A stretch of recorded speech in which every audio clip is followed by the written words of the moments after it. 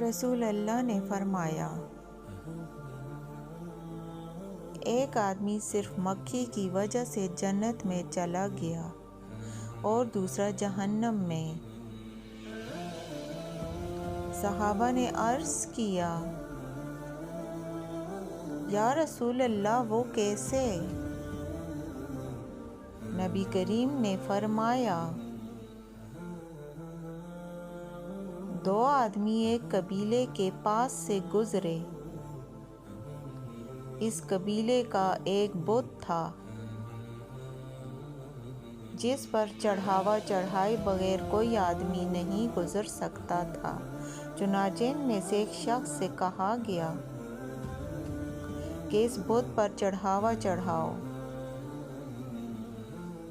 اس شخص نے کہا کہ میرے پاس کوئی چیز نہیں۔ قبیلے کے لوگوں نے کہا، تمہیں چڑھاوا ضرور چڑھانا ہوگا،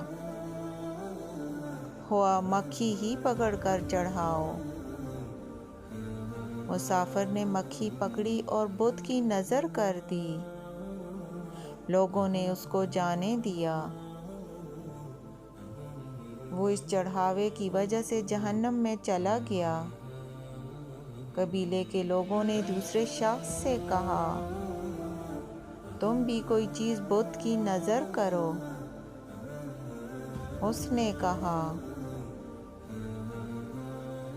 میں اللہ رب العزت کے علاوہ